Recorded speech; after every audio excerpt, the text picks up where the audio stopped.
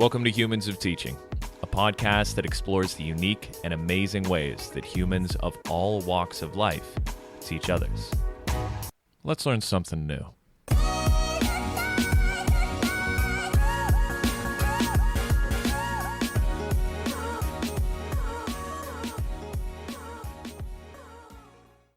All right, friends. Welcome in. You're here for a new episode of Humans of Teaching, and I'm very excited to sit down with each and every one of you today with a gentleman who chose teaching later on in life. It's kind of an experience that a lot of us have had at some point in our lives. Is the career that we are currently in the one that is meant for us for the long haul? So this interview is going to be very impactful for those of you who chose teaching later on in life and shifted towards it, or for those of you who are interested in moving into teaching while you already have a career at this point. Today's episode is titled From Officer to Educator. Ray Hutton is a gentleman who was a police officer for many years, but an injury took him off the force. He was forced to retire and found education was the next career for him. Based on his qualities, characteristics, and interests, he chose science teaching and found that his experiences on the force helped him dramatically in the classroom. From the subjects that he was teaching, being able to bring real-world experiences in with his students, as well as how to handle situations that may come up in difficult schools. Ray shares his experiences with us, and I hope all of you can gain a lot of insight on his take of what it's like to teach later on in life, go through student teaching later on in life, and what it's like to teach not only in the traditional brick and mortar classroom, but to teach in cyber school and to teach in different states all the way as far as Hawaii. Ray gives amazing insights on how much education is different from back when he started until today. So, before we get into today's interview, I'd like to remind all of you that Humans of Teaching is entirely free. We don't receive any type of support through advertising or sponsorship. So honestly, the best way you can support us is to leave a review and to make sure that you subscribe to our podcast. If there's something that we can do to make this podcast more interesting, more engaging to you, or if there is an idea that you would love to hear brought out on Humans of Teaching, please make sure to share it in any way you see fit. The next way we would appreciate your support is to share this podcast with your family, your friends, and anyone you think would gain value from this episode. So without further ado, I'd like all of you to sit back and enjoy this amazing discussion from Officer to Educator with Ray Hutton. All right, folks, welcome into a new episode of Humans of Teaching. I'm ecstatic to have you here because I have a good friend of mine on for today's episode. And I've always been curious about the individuals who have a career previously before teaching.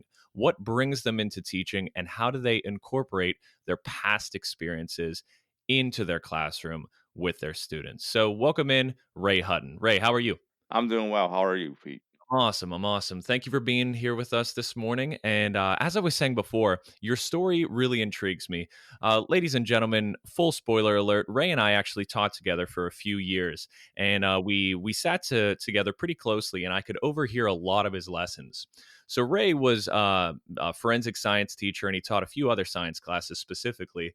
But Ray was on the police force for many, many, many years, and hearing how he incorporated his experiences on the force into his lessons was beyond fascinating. So, Ray, I'm really looking forward to digging into that in our interview today. Okay. So, Ray, let's start off with more of a background overview. So, can you share with us your path into the police force and why you chose that as your career early on in your life? Uh, well, actually, police force wasn't always my first choice. So when I got out of high school, I I did well in high school. I mean, I had an A average. I had over whenever you count in the honors classes, and I had it over a 4.0 average. But I knew I wasn't mature enough. I knew that I struggled just to get up every day to go to high school, and I wasn't about to invest a bunch of money into college to go to college. So I joined the military. As part of joining the military, I went with my best friend, and we both became military police officers. So I spent 3 years in the military. Got out in 1990, and then the first Gulf War occurred. I got pulled back in, but I wasn't sent to the actual war zone. I was sent as a backfill into Germany, and then I spent another year in the military. When I got out in 1991 for the final time, um, I went to college over University of Pittsburgh at Pitt, and then I met my wife there, and I was going into engineering. That was my actual first choice, and not because I found something great and tantalizing about engineering. I thought it was a good job to have. I was basing it off of not what stuff I liked, but rather off of my academic career and how well I did in my academics. So spent about a year and a half there, and then my wife got pregnant, and we had to make a choice. Either um, I continue on with school and she tries to work through the pregnancy, or you know, or she can stay home with the baby, and I can quit school and then basically go work my way through and start making some money somewhere else. And it just so happened at that time the city of Pittsburgh was hiring police officers. They had a very old police force. In other words, the vast majority of the police officers at the time had over 30 years on the force, and they were letting a bunch of them retire, and a bunch of early retirements to bring in a younger police department. So, uh, I I had to quit the university. I applied for the police department, and when you join a police department, especially a big city, it usually takes about a year for them to go through all the processes to hire you. And so that's what happened. I worked a couple like I worked as a manager at a pizza place, and I worked at a, TJ Maxx in loss prevention. And then once I got accepted to the police department, I started in the police force in January of 1994. From there, I'm without getting into all the big stuff of the police department, I retired in July of 2007, so it was 13 and a half years. And then I got out. I finished up my bachelor's degree because I was getting a degree, and then I got my master's degree right after my bachelor's in education, and then Okay. that's when I started teaching. Right, right. So you were in the police force for 13 and a half years and you worked really hard to get there. What led you to retire from the force? Was it an event that happened, or was it more that you were dissatisfied with the line of work and you wanted to move on to different things? Well, it was really an event that happened. It was I think it was 2004. I was a sergeant by that time, and I was working down in South Side. That's Zone 3. Actually, I think it's Zone 4 right now, but at the time it was Zone 3. And I mean, it was a real busy Friday night. If anyone doesn't know what South Side of Pittsburgh is, basically on Fridays and Saturdays, it's a base drink. I mean, it's a strip full of bars, and that's where the college kids go. That's where just about everybody goes on the south side of Pittsburgh. And there was a call for a man down. He was really drunk, and so I got nobody else. Usually, it's just regular officers that handle it because it was so busy. They called me to go handle it, and don't think anything of it. You usually either just you get him up, get him moving, or you call an ambulance and have him pick him up. So when I was trying to wake him up, he wouldn't wake up. That's how drunk he was, and he had vomited all over himself. And so one of the person who owned the house where he had vomited on their front steps brought out a hose to hose off the vomit, and I said, "Let me borrow that for a second," and I just splashed a little bit of water on his face. Well, this guy flew up like he was Count Dracula, grabbed me by the throat, and he started choking me, saying, "You messed with the wrong person, MFR," and he's just and so I knock his hands away. He takes a swing at me. I take a swing at him but when I hit him, he turns his head, and I hit the back of his head with my right hand, and it did something to my wrist. And then he goes to tackle me, and we both went down. And I put my hand down to stop us from falling, and that even hurt the wrist even further. And so make a long story short, got the guy arrested, but I went to the doctors, and then they said there was nothing wrong with it. It was just a sprain. So they put me in a cast, gave me 6 weeks off, and this just but every time I came back, I would get into a fight or a scuffle, and my wrist would start to swell up. It would lock on me in places, and this happened for about 2.5 years. And so finally, I went to go see a private doctor. Got out of the city system and went to see a private doctor, and they did they did a scope of my wrist and found that there was two free floating bones in my wrist that I had torn the ligaments.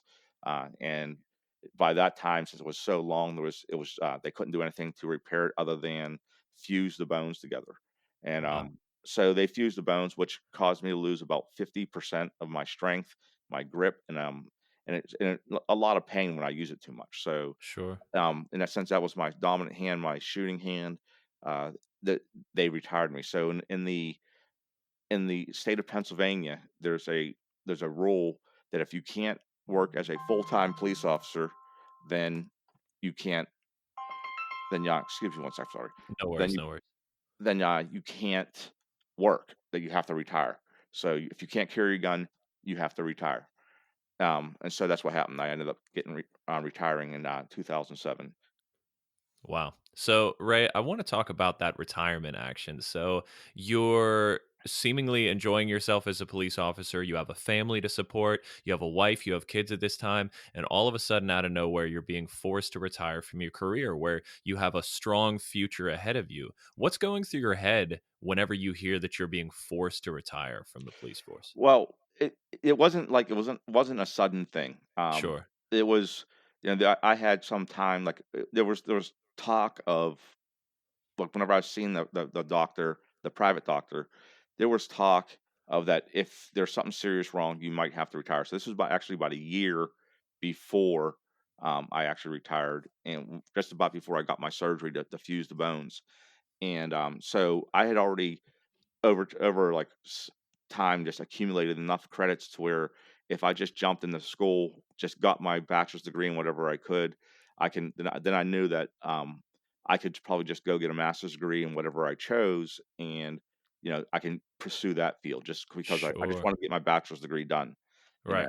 know, so that's what I did. I got it in leadership. I got all my credits. I was going to Duquesne University, got all my credits in leadership, and so I was starting to prepare. So it was over a long enough period of time to where I could try to track my path. And I discussed it with my wife. We talked about it a lot. Like what should I do?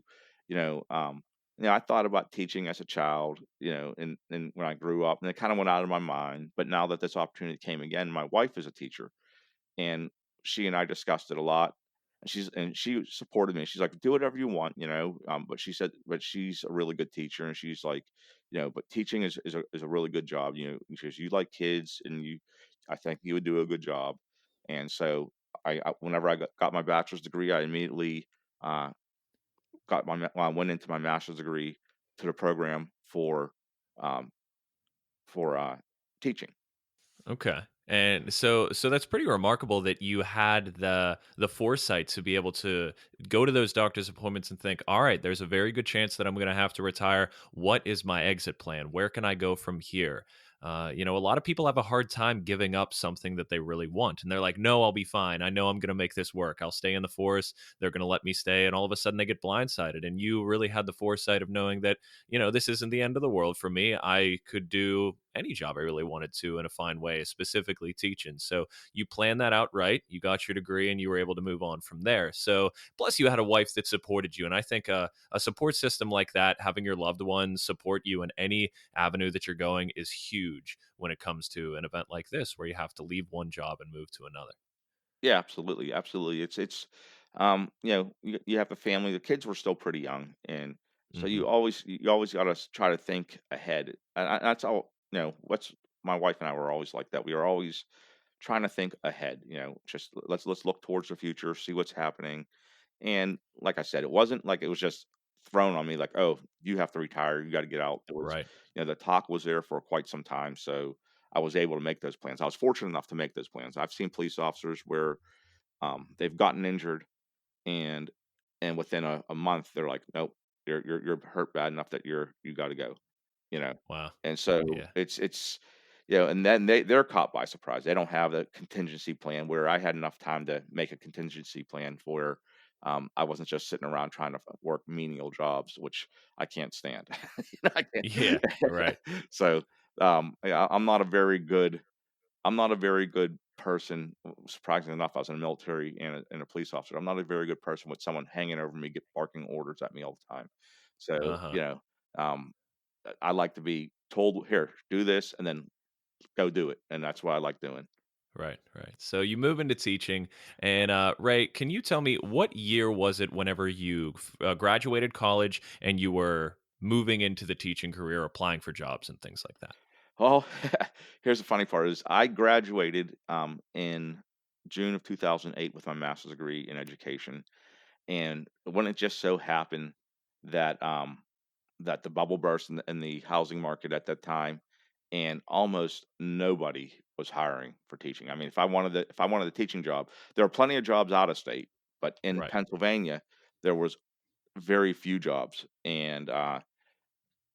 and so anytime a job opened up, I mean, I'm talking hundreds and hundreds of candidates were going for those jobs, and so it was very difficult for me to get a job. So for that first couple years, I subbed a little bit, I tutored, and I also used that opportunity though to this was a perfect time in my life when my kids were getting active in sports. So my wife was a stay-at-home mother whenever the kids were very young, and when I was a police officer when I first started before she became a teacher, and she said, "Well, why don't you take this opportunity and you spend some time with them," which was great. I mean, it was very, I mean, she supported me in that, and at the same time, I did sub a little bit, you know. So for about I guess till about 2011, I did that, but I kept applying. I still wanted to get a job, you know. I kept applying to places, constantly applying, you know, getting a little bit substitute teaching jobs here and there. But I mean, it was really difficult to find a job. Yeah, I agree. I remember graduating college, and even all throughout college, they said you need to make yourself as marketable as possible. For our listeners outside of Pennsylvania, you may have a different story when it comes to getting a job, but Pennsylvania has a tough market. Specifically in the city of Pittsburgh, there are many different colleges and universities that are spitting out graduates that are all applying for those same teaching jobs, and it's very difficult to set yourself apart from all of those. And I've heard many people specifically, who are moving into teaching later in their life have found that they are perfect for the position, but have found that they're just not getting the job. And sometimes younger candidates are getting the job over them. So I'm curious to see if you found that ageism played into any role of a barrier or a challenge pursuing teaching later in life. Did you find that maybe because you weren't as fresh or devoted or young, so to speak, it made your quest for getting a job a little more difficult? I'm be honest with you, I'm not sure. I do know that if you factor in cost of living for Pittsburgh, Mhm. teachers are the second highest paid in the nation when you factor in cost of living, and it's a very highly uh, paid profession in education compared to other places around the country. So people are trying to flock here to get into teaching. So anytime I applied for a job, it was just very difficult. I'm talking, there was an open position for math in which I have certificate. I have no, I have I'm certified in 6 areas to teach, and math was one of them. And I went, and I'm thinking that okay, open interviews, you just walk in, you know, and the line was out the door. I'm talking, it was just like in front of me, there was almost 75 people, and behind me, there was a couple hundred. But when I talked to somebody, they said that over 400 people had come to that interview for that one position, and Wow. it was just so difficult to find a job at that time. You know, I went to a couple of um, conferences, teaching conferences, where they're hiring for teachers, and in the Pittsburgh area, all those booths were swamped. Well, there was booths everywhere else, for out of state, they were all open. And then I Mhm. just went and talked to some of the people, and then there were some nice schools, but the people were like, "Hey, are you willing to move? I mean, if you're willing to move, we'll hire you right now." Yeah, and they said that, "If you're willing to leave Pittsburgh, we'll hire you right now." I mean, there were booths where they were ready to hire people, interview and hire on the spot, but everybody was at the booths that were in Western Pennsylvania that Right. stayed around this area, and nobody was willing to move, and I would have been willing to move, but, um, I have my family here. I'm not gonna just leave my family, so, of Right. course, I'm like, "I can't," and my wife was already established with her job. I'm not gonna expect her to pick up and just quit her job and move, so just so I can get a job. Sure. So I just we just and plus, like I said, It wasn't like I mean, and at the time, I was benefit I was lucky enough to have a pension, and my wife had her job, so we weren't I mean, we weren't rich by any means, but we weren't hurting on money to where we had to make a decision such as moving out of the city or moving out of the state. So, we were lucky enough in that manner to where I could wait and look for the right job. Sure, sure. Yeah, and over the course of your career, you and I have spoken. You have taught in many different fields of education. You've certainly taught out of state. You've taught, in some great districts around Pittsburgh. You've taught cyber education. You're teaching in your current position, which is back in the brick and mortar, and you've even taught in Hawaii. So, Ray, all of those different experiences, I know that I've taken a lot from every single teaching opportunity that I've had, from instructional technology jobs that I've had, from middle school jobs, from high school, all over the place. We take a little bit here and there and blend it into where we are currently. So, what did you learn from each one of those experiences? Let's say your out of state job in Hawaii, your brick and mortar positions, as well as your cyber position. What do you think you took away from each of those? Well, I took away a lot of, experience. I've taken away that, one of the biggest things I think take away is it's always different with all the different types of students and different, um, environments in which you teach. So, it's when I went to Hawaii, the school I went into was a very poor district, very similar to the district I'm in now. It was a very poor district, and surprisingly enough, if you think of Hawaii, you think of like paradise, you think of money going there because you always hear about people, all the rich people going there, and there's all kinds of money there. But believe it or not, most of the population, it lives right around the poverty level, just slightly above it, you know. So the district I went to was a very poor district, and I got hired there actually after I was working at a private school in Hawaii. It was so I was able to compare two different things. The private school was wonderful as far as discipline, as all they had to do was threaten if the kids were acting up. Look, this is a private school. We don't have to have you here. If you don't want to follow our rules, we're gonna just throw you out.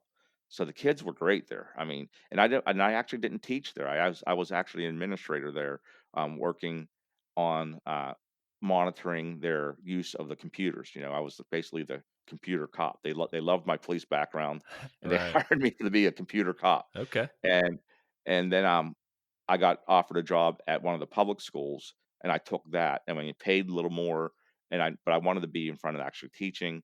And when I walked into that classroom, it was like one of those movies you saw with all the kids standing on desks, throwing things at each other, yelling, swearing at each other across the room.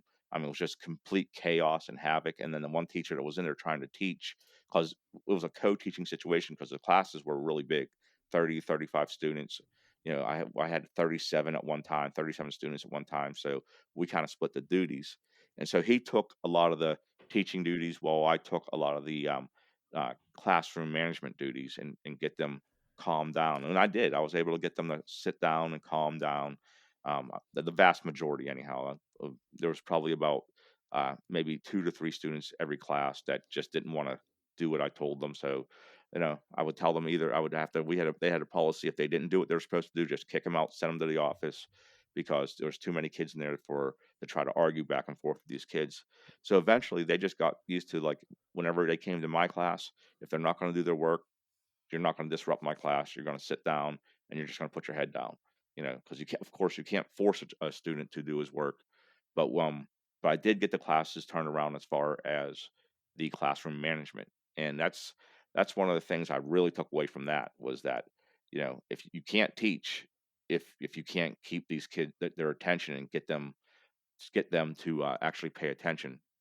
Hawaii offered a lot of different experiences from what I knew. So you taught in all different avenues, from private school to public education in Hawaii, and the socioeconomic situation of schools certainly plays a lot into what type of students that you'll be working with and how you're going to have to go about teaching them, working with them, connecting with them. So You mentioned that classroom management was a huge hurdle in what you were working with in Hawaii. I want you to transition now into teaching cyber education. What did you take away from that, and how does it compare to teaching in the traditional setting? Well, there's cyber teaching has its own challenges.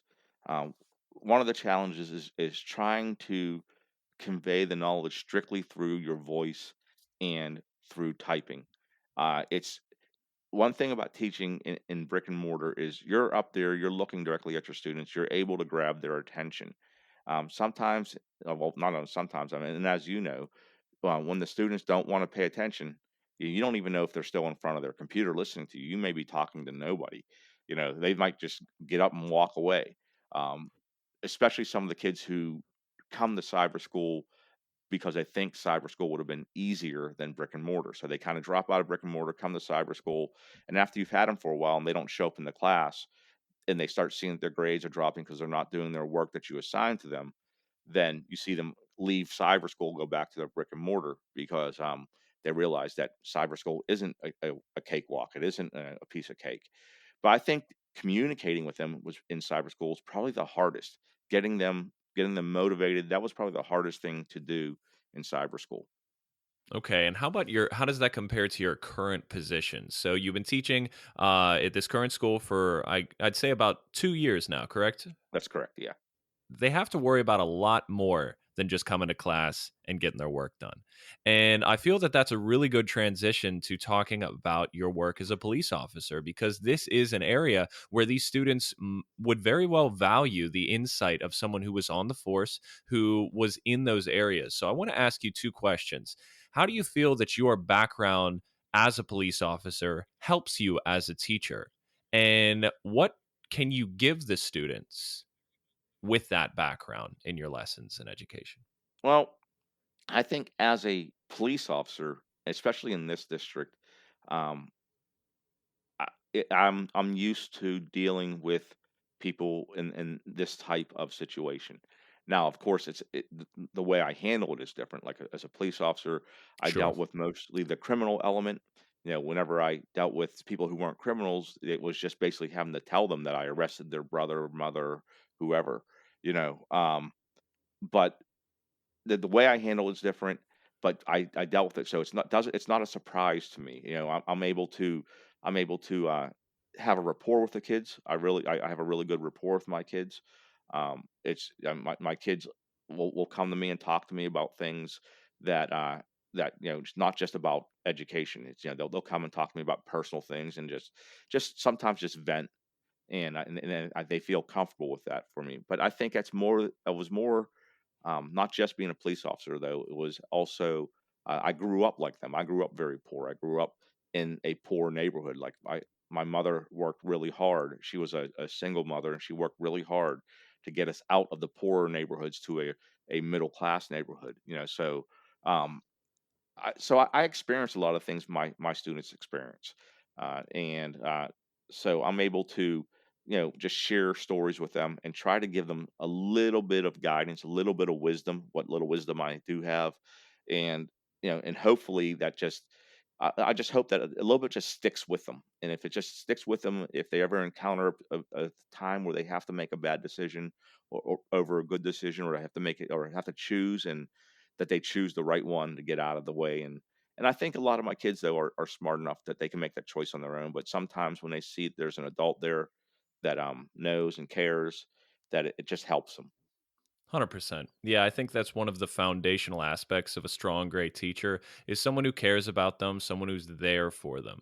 Right? A lot of students specifically in this setting may not have strong role models at home or in their communities or in their neighborhoods. So having you there that they can depend on means the world to them. And that's something that you have to really understand, because if you are there for them all the time, that one time you're not there for them can break them. And I found that specifically in the cyber education world, where a lot of our students come from a similar situation that your students are currently in. They come from rough backgrounds. They don't have much money. They come from rough areas where they don't want to go to the traditional public school in their area because it's dangerous, and they're here with us, and having someone that values them, that cares for them, means the world to them. And whenever you're not there or you can't be there for them, that's tough because they're so used to trauma and they're so used to being abandoned and left behind that you have to be very careful and cognizant of that, because if you're there for them, you have to understand that you have that power and you have that responsibility, and to treat it carefully, because it can really, really affect the students that you're teaching. Oh, absolutely. Yeah. Absolutely. So, Ray, I'd like to take it in a more broader sense here.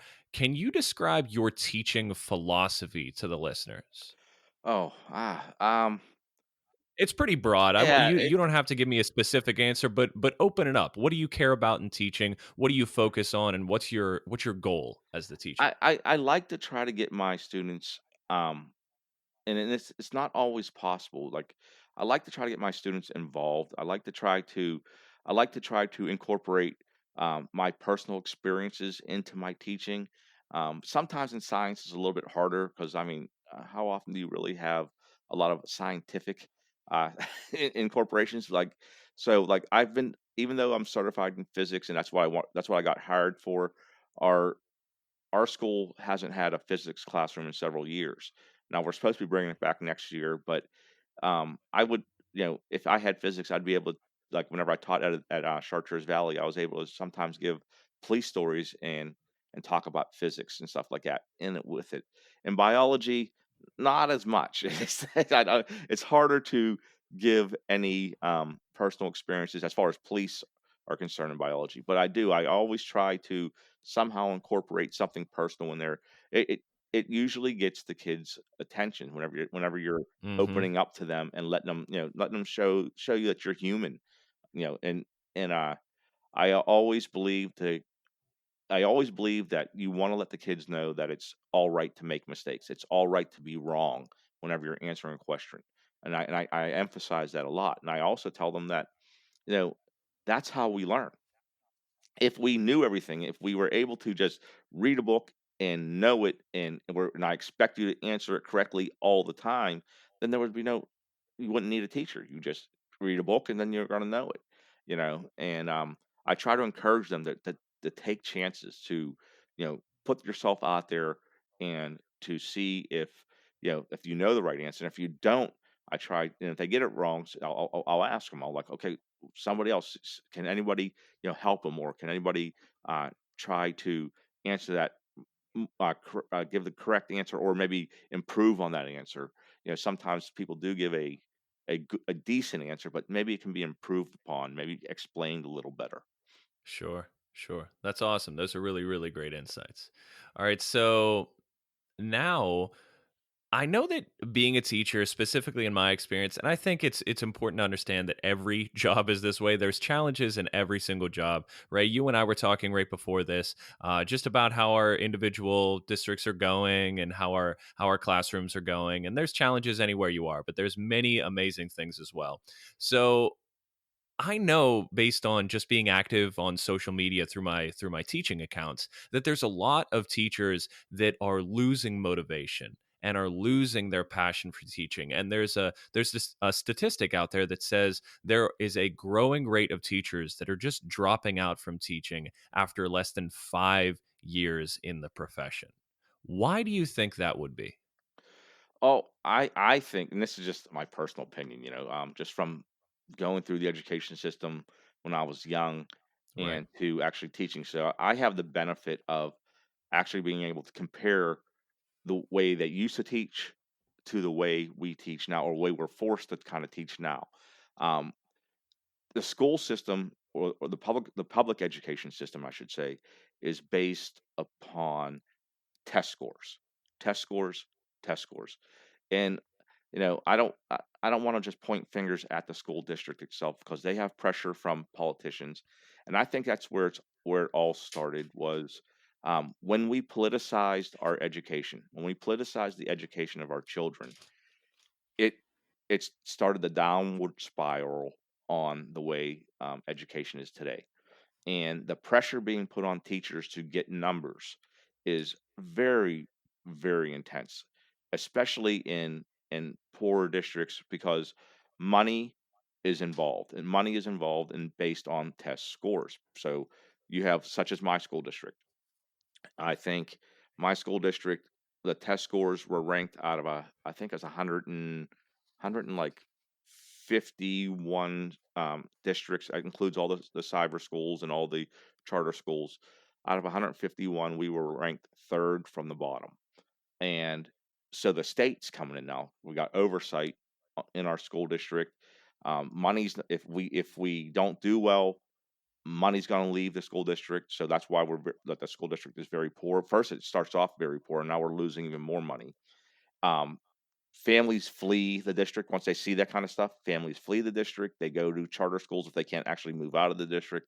Or I've seen my students just their families are like, we're just picking up and we're moving out of McKees Rocks. And I think that's where it really started. Like when I was young and I was going through through public school education, um, you had to take these standardized tests, but the tests were just they were just information. It was just something to show the parents and the students, okay, this is where you're strong, this is where you're weak. Maybe you can do a little better here or there. Nowadays, it's ridiculous as to how they just hit on the just numbers, numbers, numbers, numbers. And I think also another thing that is wrong is how much they're just pushing college all the time for all the students. Sure. Not everybody wants to go to college. Not everybody needs to go to college. Some people want that. Some people want to do the vocational track. But we're always talking about college, college, college, college.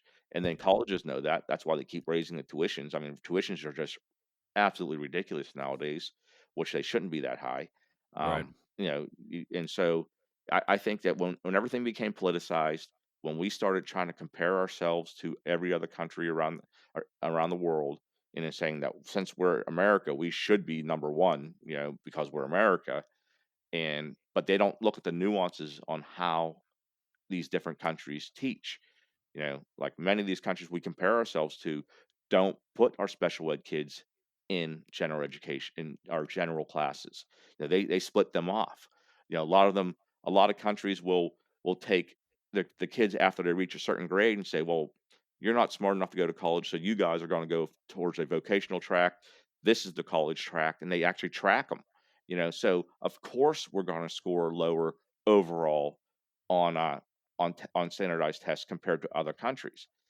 But one of the things we fail to look at is even with that, we still have people from other countries coming to this country for jobs. We still have some of the best innovation in the world. So we can't be that bad.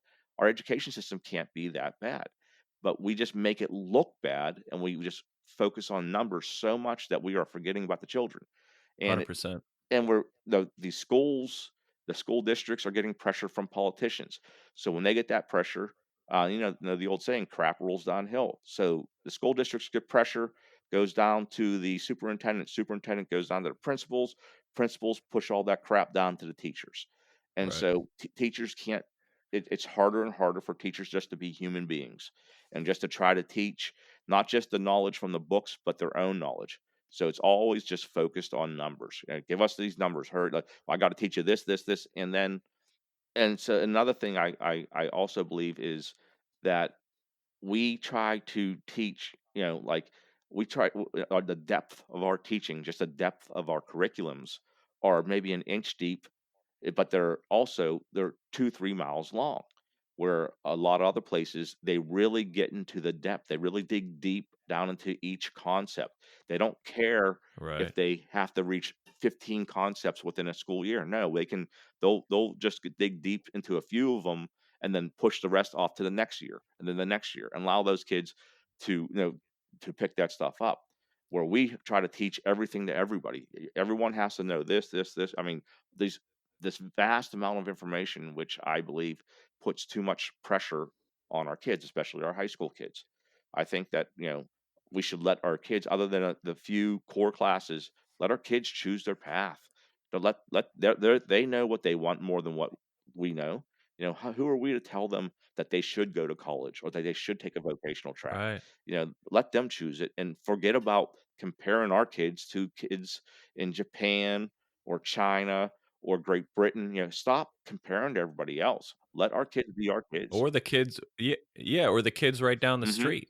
Yeah, You know? Not every student shouldn't be a cookie cutter version of everyone else, and that's an important thing to understand. You hit the nail on the head talking about how a lot of schools will just emphasize how they want their school to appear the best, and schools appear the best when the test scores are high and when the yeah, kids are college bound. But the whenever we understand that all of our kids are different and all of our students deserve to go on a path that suits them and their individual skills, interests, and abilities, we're going to have a young generation, a growing generation that is passionate about the career that they're in, that enjoys what they're going into, and learns through self discovery. Right. So the more we focus on these tests, the more these students have less time to focus on exploring what interests them, exactly. what joys that they have. Right. You hit the nail on the head talking about how these tests put a lot of stress on the districts, the administration, the teachers, and the students themselves. And from your past, I'm sure in education, you were able to have so much freedom in the things that you were teaching. Now that everything is focused with a standard and focused with a specific goal by the end of the year, students have to reach this level of mastery. It's becoming more is becoming almost a test Yeah. itself. Have you reached this point by this certain time? It's a slippery slope. And I feel bad for my 10th Yeah, grade biology class right now because a lot of these students in this school district, they don't have the basic backgrounds they need to be successful in the sciences that as much as other kids, but they're still held to that high standard. And we had to tell them, look, the state's telling us that at 10th grade they're reinstating that if you don't pass the keystones, you're not going to graduate. And a lot of these kids right, are already in their head thinking, oh crap, I'm not going to graduate because that, like, we have our keystone scores are absolutely terrible. So right. and so they lose hope and they get apathetic towards their education. And yeah, and you Mhm. see it in a lot of them. Like, you see it in a lot of them. There's the apathy is there. It's, a lot of them were moved on, not because of their ability, but because, like, people teachers, like, not all the teachers, but, it's just move them on. Come on, just keep pushing them through. They are what they are, and so from the time they were young to where they're at now, that's what that would happen. Now I'm demanding a lot of them because I demand a lot of my students. I tell Sure. my students, especially my biology students, like my 7th graders, I'm a little bit more lenient on, but my 10th graders, I demand a lot of them. I just had them do a research paper, and I just had them do a test that many of them failed, and even though I gave them study notes exactly what's going to be on the test, a lot of them failed because they're used to just like, oh, okay, whatever. If I fail this, they're just going to push me through, but they can't get that out of their mind, and um, they can't find the motivation within themselves to try hard. And and that, for me, it's actually disheartening for me. There are times where I sit there and I think, you know, ah, you know what? I think about it, like, should I come back next year? I really do. I struggle with myself about that, and sometimes sometimes I sit there and I walk out of the school just down and out. Then there's other times, when I go Right. back, and what keeps me going back are the kids themselves. You know, if Yeah. I didn't have such a strong relationship with my kids, I wouldn't go back. I'd be Right. one of those teachers, those statistics that teachers just totally drop out of the teaching profession. So that's a great way to transition from the things that we talked about here. So, Ray, it's important to understand that we're teachers for a reason. And no matter what job you're in, oftentimes the frustrating things and the negative aspects per se of your career are the things that shine the brightest. They're the things that people talk about the most at the water cooler, whatever you want to say. And they're the things that you take home with you more often than not. Like, think about it, Ray. When you were in school, what stood out the most to you? Getting an A on your test, like you would usually do, or getting that one F? Which one stood out? Oh, it's getting that F. If I got it, I think I think throughout my entire school career, I think I failed maybe 2 tests the entire time, Exactly, and and it weighed down that like really just, crazy. yeah, that weighed on me, but I also that at the time, I think for me, it was because I knew we were poor. I knew my family was poor. I mean, my mom was an immigrant, so, you know, she was a first generation immigrant, come over with my dad, and then they ended up getting divorced when I was very young, and so she struggled, and she held her hopes in us and her children. And so anytime I failed something, especially when I was younger, I felt like I failed her. So it was a lot of pressure on me to do well in school. And also that turned out to be it turned to reverse upon itself whenever I got into high school and I was moving on, that I just had to distance myself from that whole thing. That's one of the reasons I joined the army. Mhm.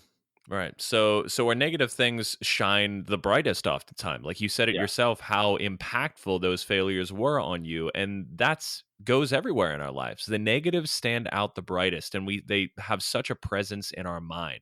But I do believe that the majority of our jobs as teachers, as plumbers, as electrician, as dog trainers, as anything are really, really great things, but they're just not considered as much because those A's that we consistently get, it's another day in the life. Good, I'm doing what I'm supposed to do.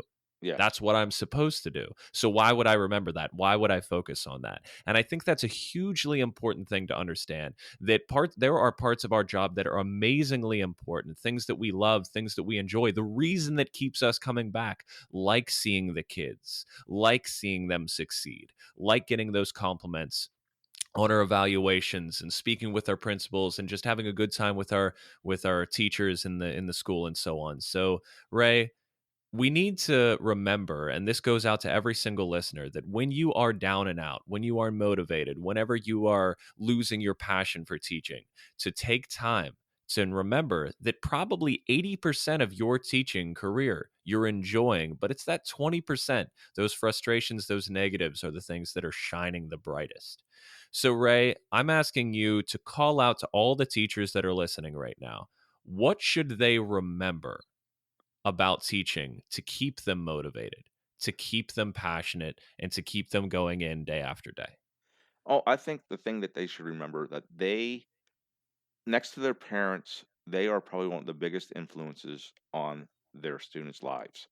They are there, that they see their students more probably than anybody else other than the parents or in immediate family. And the students, whether the teachers realize it or not, look up to them. They look to them for guidance.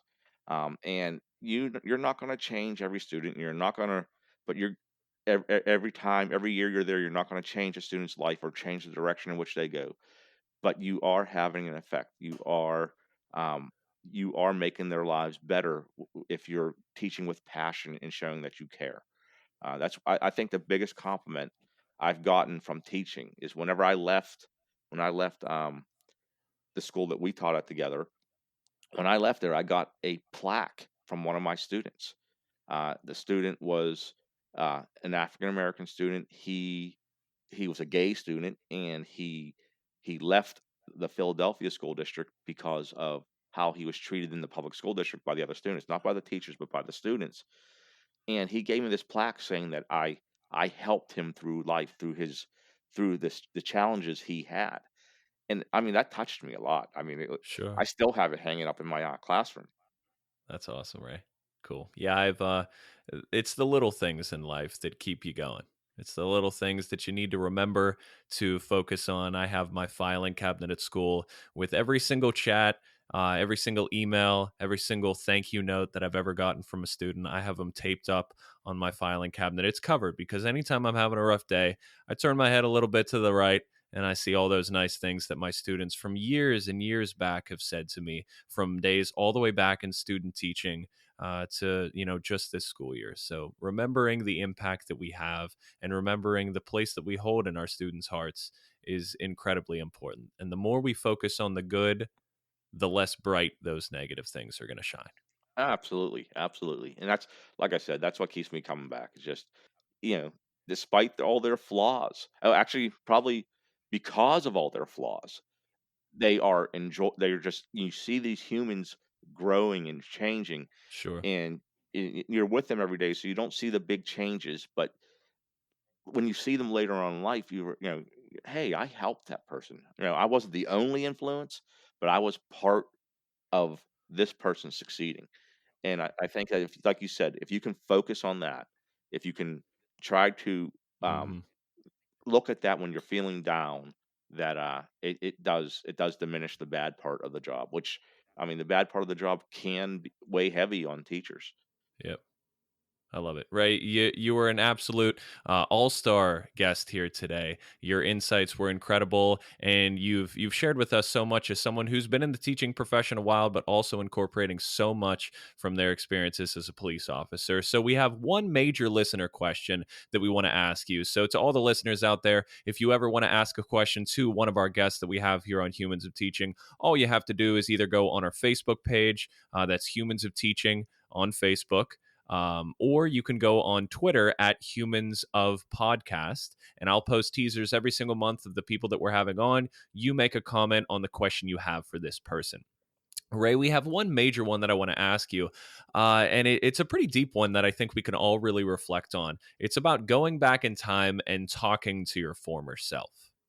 So, Ray, the question is, you can go back and talk to yourself the day you retire from the force. What is one piece of advice you would give yourself at that time? Stay retired. No, I'm just joking. Um, that is a rather deep question. I think I gotta think about that one for a minute. Yeah, take your time. Um, one piece of advice. I would say, don't put so much pressure on yourself to try to uh, do everything well. That's one of the things I think I do to myself is I put a lot of pressure on myself. Let's say I have a lesson and I'm teaching in front of the kids, and it just flops. I mean, and I've had a Hmm. few of those. It just flops. We've all been there. Yeah, and you think that you write this lesson out, and you're like, oh, this is great. The kids gonna love this, and it's just a total failure. And I will lose sleep over that. I will sit there and I will go over I will lose days of sleep over that. I mean, I'll get like a couple hours sleep just because I'm just so exhausted. But I'll wake up and I'll just like hyper focus on, like, what did I do wrong? I should have did this better. I should have did that better. I think that, and I think a lot of teachers do this because we are expected to know everything, and we tend to put that pressure on ourselves. And I think, don't don't put so much pressure on yourself. Just let it happen. Just teach what you know, do what you can, and learn and try to do better next time. And I think that, most of the times it'll turn out pretty well for you. Yeah, I think that's one of probably my biggest flaws, is I just constantly, I'm probably my worst critic, more than anybody else. Just, if I there's something I do or something I write, and I just constantly go over it in my mind, if it flops, and then I kick myself all the time for it. And Sure. but no, I'm 50 years old now, and I'm starting to realize that, I'm just human. I can only do what I can do.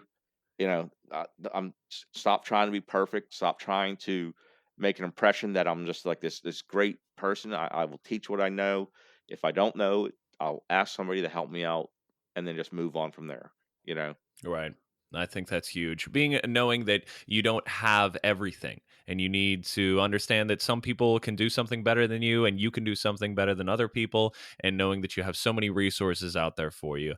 I think I've grown a lot in that area too, Ray. Specifically as a younger teacher, I just thought that I was going to change the world. I was going to impact these kids. I was going to change all of them, and I found out that some of them I just didn't have as much of an effect on as I thought I was going to be Oh, able to. And yeah. that really affected me, just like you were saying. And the older I've gotten, the more I've realized that I don't have to change the world in one lesson. I don't have to change the world to in one school year, even. I just have to change these students' lives and make them better in a little tiny way, or help them make their lives better Yeah. in one tiny way, a little bit each day. And that's progress. And all we're looking for is steady progress to help these kids grow into better versions of Yep. themselves. I think that, if we can just show them a good path to take, Yeah, and we just keep showing them as they move through from teacher to teacher, from school year to school year, and we can just demonstrate, the correct path to take when the decisions become hard, because it's easy to make good decisions when you're not challenged, but a lot of these kids are, especially like where I teach, especially where you teach, because like you said, a lot of the kids that you teach come from poor school districts where the parents pull them out, and they're trying to give them something better, and right. so they face more challenges every day. um and I'm not saying that, more affluent school districts, the kids don't face challenges, they do too, but if we can just show them just keep showing them which direction to take, that when they have those critical decisions to make, that something in them tells them, hey, no, I'm going to make this decision rather than that decision. And I think that knowledge helps them do that. Just even it's just plain old science or social studies knowledge, all that accumulated knowledge gives them the confidence to make the right decision. I love it. I love it. Great way to end that one, Ray. So that's it for the listener questions. Remember, if you want to ask any for our upcoming guests, just check out Twitter, check out Facebook. You can find us at Humans of Podcast on Twitter or Humans of Teaching on Facebook. So, Ray, we're going to close out our interview today to open things up with a little section called Rapid Fire Questions. So we've heard the passion and the focus and the dreams of Ray Hutton as a teacher, but we always like to zoom out to see you as a human being, to know that there's more to you than teaching. So, Ray, I'm going to ask you probably about 8 questions or so, and I'd like you to pop off the first answer that comes to your head whenever I ask. Okay? Okay, go ahead. How about going back to your police officer background? Do you have a favorite cop style buddy movie that you love watching that cracks you up? No, I don't watch cop movies. I Is there a particular reason why? Yes, because they do it all wrong on TV. Like, I get my you. wife hates it when I'm sitting there with her, I'm like, "They wouldn't do that. Oh, that's crap. They Yeah. wouldn't do that." They so I don't have any real cops now, before I was a police officer, I could sit there and say that I really liked, um, what was that? With Mel Gibson, Lethal Weapon. Lethal Weapon series, I really liked that. Actually, Yeah. the first 2, I didn't like the rest of them after that, but Uh the huh. first 2 I liked. So, yeah, if before I was a cop, I could say I liked that, but after that, it's like it's rare to find a good cop movie or good cop TV show where they followed procedure, or they actually did what they, are supposed to do. I mean, I guess if there's any cop show I liked would be, Cops, because Yeah. there was no rehearsing, it was just right there. Uh-huh. Yeah, I found that if I ever ask this question to people who have a profession where they specifically teach in a unique area, whether they're a doctor or they're a dog trainer, something like that, they find that they're the same way as you, Ray. They critique everything that they watch. They're like, "That's total nonsense. They would never do that." And I always find that funny. I kind of expected that answer. All right, next one. Who was your biggest role model growing up? Growing up, um, I had several different role models, and for several different reasons. Um, and this is unfortunate. Like I love my mom and my father to death, but I had them as a role model for, what not to do as parents. It's Sure. just, I mean, they tried their best, and they did a lot of good things for us, but, like, like you said, the negatives always stick out more, and so I was like, "When I have a family, I'm not gonna do this, I'm not gonna do that." Now on the positive side, I met, my best friend when I was in 6th grade, and whenever I would go over to his house, um, I always held his mother as a really high role model in my life, because she allowed him to make mistakes, and then would sit down and, like, talk to them, talk to him, and she actually would talk to me, and allow us to, like, express our feelings and not really judge us. I mean, sometimes whenever I was really down as a kid, I would go over to their house, and she would sit up with me till, like, 2, 3 o'clock in the morning while everybody else was asleep, and just allow me to talk, allow me to cry, stuff like that, and she would listen to me. So she was like a really, really big role model in my life. That's awesome. How about one thing or TV show or movie, anything that represents the era of your childhood? The era of my childhood. Uh, So for me, for instance, I grew up in like the 90s, mhm, the early nine or yeah. the late 90s, the early 2000s. So I guess I could say um the PlayStation 1 and the PS2, those were it. So those are things that represent my childhood. What do you think for you? I think that, I would say, like, a person would be like Bruce Lee. He represented my childhood, you Okay. know? I just being a half Asian, hey,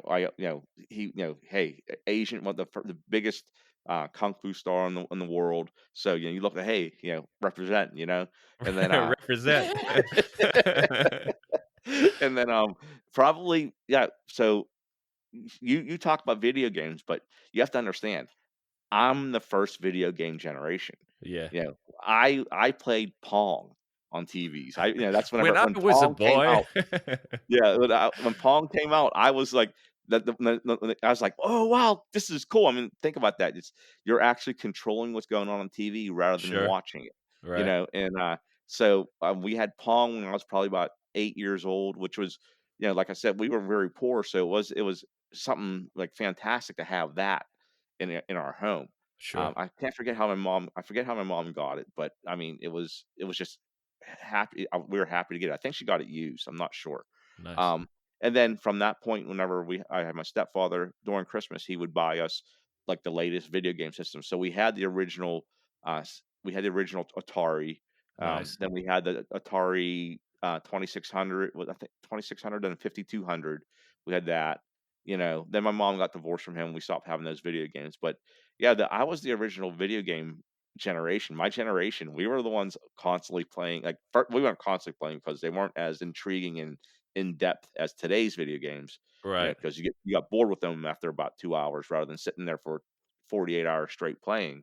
Yeah. But but yeah, we're the ones that grew up on it first. So yeah, so that would be the beginning of the computer era in the home. That's Is That's awesome. probably what that represents my childhood. How about a special hobby or interest that isn't really typical that most people have that you have, an interest or a hobby? Well, I I buy and sell. So I like to buy used stuff, or I go to garage sales, and I do auctions online and stuff like that, and I buy things, and then I resell them on eBay pretty much, or I'll like sometimes on a weekend or in the summer, I'll go down to the flea market and just lay out everything I have that I couldn't sell on eBay and just sell it off down there at the flea markets. Right. That's cool. I love going to flea markets, especially in the summer. That's like my routine. I'll wake up early on a Sunday morning, make a cup of coffee, and go cruise around. I'll check the penny saver or something like that. I sound like Yeah. I'm 45, and Yeah, checking the penny saver, yeah. yeah, You sound I like you're got old. just so much cool stuff. And honestly, my garage is filled with this with it all. But I got a full set of catcher's gear for $10. That was awesome. I got a light fixture for my bathroom for like $5. People are just trying to Wow. get rid of stuff. And if you have an eye for collectibles and things like that, like I know Yeah. you and I both have, sometimes you can spot a diamond in the rough that no one else would recognize. Uh, I have a big interest in collectible card Oh, games and absolutely. video games Absolutely, yeah. of here and in the past, so that allows me to spot certain things that others wouldn't. Do you find that you have a certain thing that you target whenever you go to flea markets or garage sales that you know a lot about? Well, I don't know if I would know a lot about it, but I do know that I like you said, you do collectible card games. So I do Magic the Gathering. I used to do it a Right. lot. I don't do Sure. it as much today, but at 50 years old, some reason I don't find video games and card games like that as intriguing, just because I feel like I'm wasting my life away. I'm going downhill now rather than up. I'm over the hill and going down, so I Right. don't have as much time. But I do like toys, electronics. I find a lot of electronics where I usually make some really good money on. Toys, I usually find some old toys in which people don't see as, I mean, everyone knows the old Star Wars figures make a lot of money. Y- right.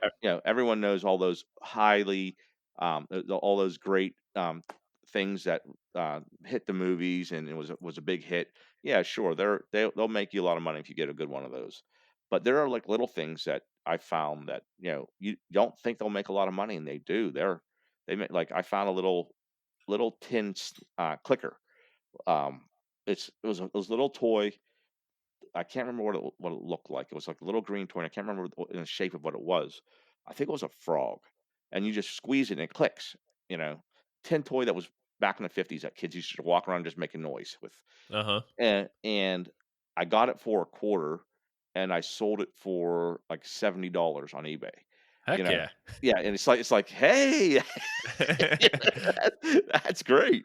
Yeah. So yeah, I like toys and stuff like that. But basically, I'll buy anything though. I'll buy if I think I can make money off it. Yeah, I'll buy it. I'll buy it and just Nice. put it up on the internet. And sometimes I lose money. Sometimes I'm wrong. I'm like, ah, that was an idiot Yeah, buy. right. Right. But yeah, a lot of times I make a little bit extra money. I can go and spend some money and have a little fun with. Cool. Cool. All right. So let's see. Um, what's something on your bucket list, Ray? My bucket list. Well, I really want to travel. I mean, Mm-hmm. I've traveled in the military, and I went all over the United States. I was down in Alabama. I was out in California, and just my wife and I, when we were younger, we would drive all over the eastern coast, down in the different states and stuff like that, and do things. But I really want to travel around the world. So when I was in the army, I went to Germany, but I was young, stupid, angry, so I didn't take advantage of the opportunity I had. And then, my wife and I, we want to travel to, like, I wanna go to Vietnam. I haven't been in Vietnam since I was a young, toddler, so I don't remember any of it. My wife wants to go back to, Colombia, where she came from, so we wanna really do a lot of traveling. So whenever we retire, we're trying to keep ourselves fit, so, we can travel and have a good time, in our Right. 60s. So, that's one of the things we really wanna do. Awesome. Well, you better keep looking out for those tin clicker frogs. I know. Yeah. That's that's absolutely the truth. All right, last question. Ray, where do you hope to see yourself in, we'll call it 10 years? In 10 years, so I'll be 60.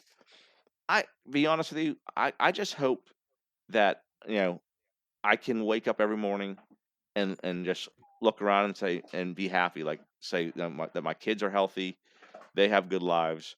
My wife and I, that we're doing well, and I couldn't care less about anything else. I couldn't Mhm. care less about where I am or what job I have, as long as that we're healthy and happy in 10 years when we wake up in the morning. Every morning we get up and we're like, hey, it's another good day. That's Yeah. that's what I want to see in 10 years. Yeah. I had this feeling 'cause I had a rough time going into college just cuz of the culture shock and the change of everything, and one day I was sitting out on my back porch and at my mom's house, and I was like, I feel absolutely terrible. But the sun was shining and the birds were chirping up a storm. So sometimes you just got to know that the world is going to be there for you. And as long as everything is, there's always going to be hiccups in the road. There's always going to be challenges in life. But if you're happy and you're healthy and everyone around you is happy and healthy and you're growing together, the birds are going to keep chirping and you're going to be doing fine. So, Yeah. Ray, that's an amazing way to close us out. And that's great to see that you put such an emphasis on family and health and happiness, and I think that's a great way for teachers of all kinds to remember that. As long as you're happy, as long as you're healthy, and as long as you're making an impact in some way, shape, or form, you're doing all right in life. Yep. Absolutely. Cool. All right, Ray. Well, thank you so much for being here, my friend. Normally, we end up our interviews with a little wrap up, so you can have the floor to share anything that you'd like to with the listeners, whether it's a way to reach out to you for more information, if you have any types of social media. Do you have anything that you'd like to share? Um, I mean, just keep doing what you're doing. Push through the hard times. You know, if you enjoy teaching, then don't let the little stuff get to you.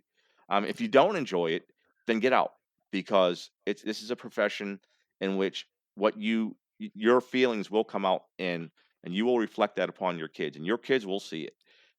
Yeah, if teaching isn't for you, get out, move on. Don't feel like you have to keep doing it just because you went and got your degree in it. Yeah, we're in a day and age now where in which, like, and I'm a perfect example of it, in which you can change professions constantly until you find what you like. Because I mean, I went from being a soldier to a police officer. I even went to nursing school, and then I also went to get my degree in teaching. And just by sheer luck, that I got a teaching job before I finished my nursing school, so I was able to just leave nursing school because during that time period, which I couldn't when I couldn't find a job, I almost gave up on teaching.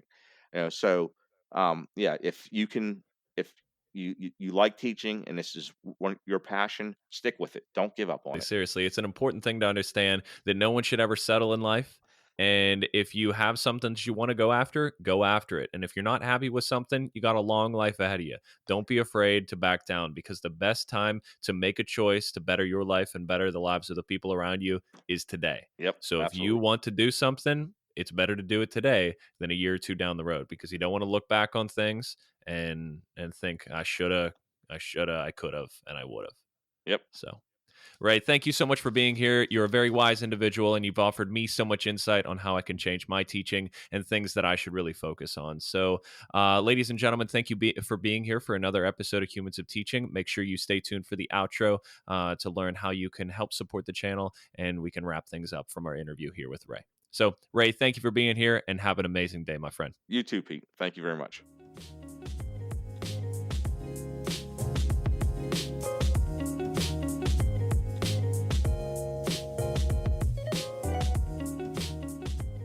Thank you so much for listening to today's episode.